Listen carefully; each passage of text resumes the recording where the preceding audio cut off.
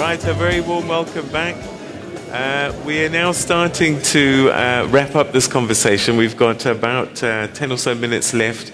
We're going to get through as many tweets as possible, as many questions as possible. But there was one question just before the break that was put through to the executive mayor of Buffalo City. Potholes in East London.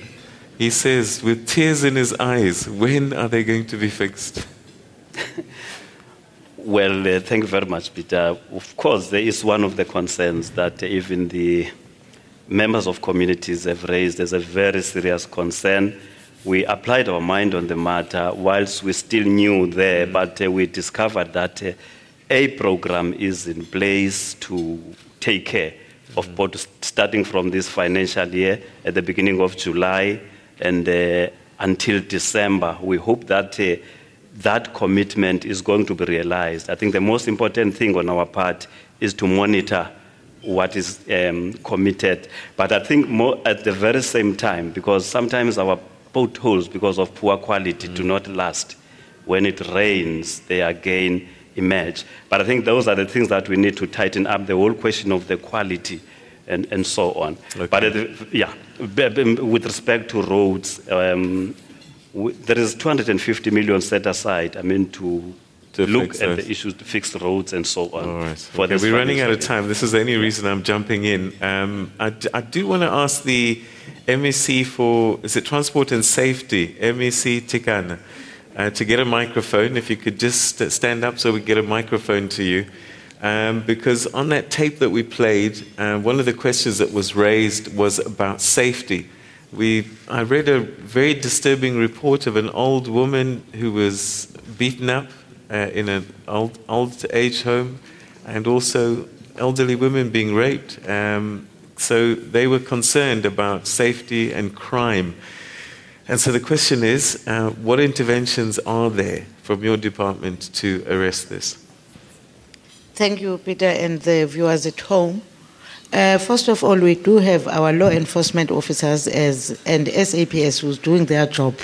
That case has been registered and the work is being done. Investigation is being done on the case. Thank you. All right, hang on.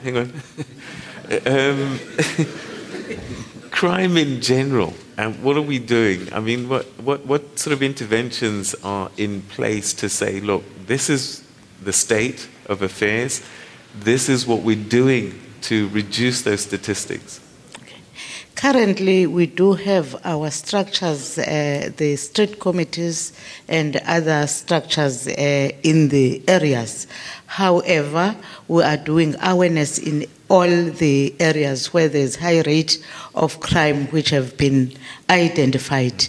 The police officers are distributed to those areas to do their work in those areas. We, like here in the Nelson Mandela area, we understand that there's a high rate of crime, and there are technical teams which have been here for a long time. They are doing their work, and also there is investigation teams which is also deployed in the area. Okay, thank you very much indeed, MEC. I think this is an issue that's of concern, not just in the Eastern Cape, but across the country. People always concerned about their safety, but statistics seems to suggest that some of the battle is certainly being won along the way. Okay, let's move on. I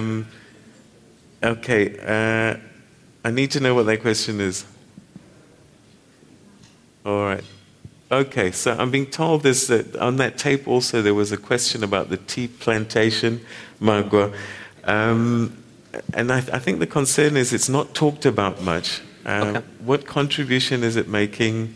And if you could just comment on that, Premier. Well, presently, with respect to Magwa, we have a business rescue operation because the tea estates, both Majola and Magwa, somewhat had run aground, to be quite frankly. And what is now on the go is a revival of those, resuscitating them.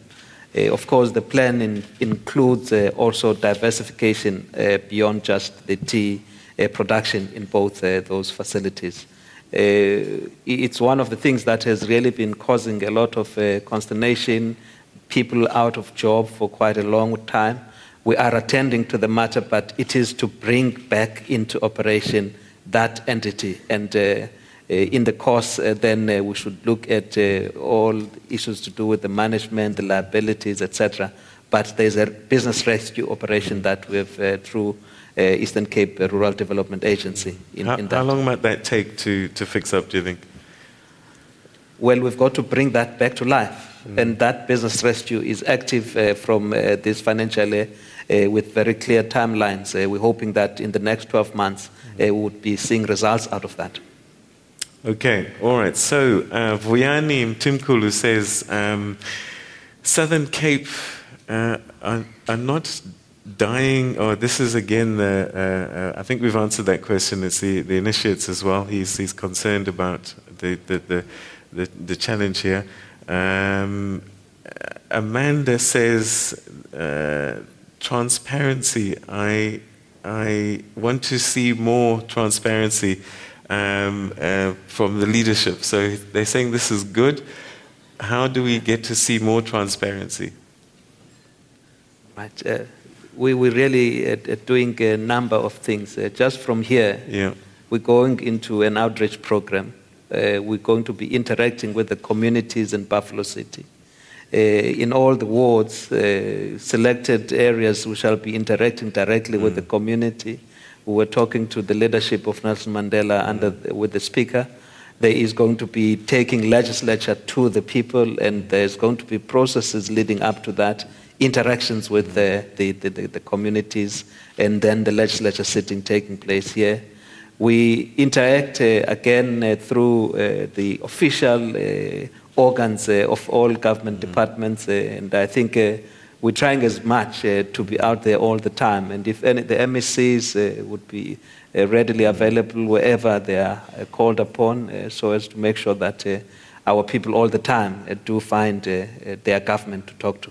All right, okay. Unfortunately, as always happens, we run out of time quicker than we had hoped, but I just want to say thank you very much indeed, Premier of the Eastern Cape, Honourable Phumulo Masualle. Thank you very much indeed for joining us. The MEC for Cooperative Governance and Traditional Affairs in the province, Mr. Fikile Xasa, thank you very much.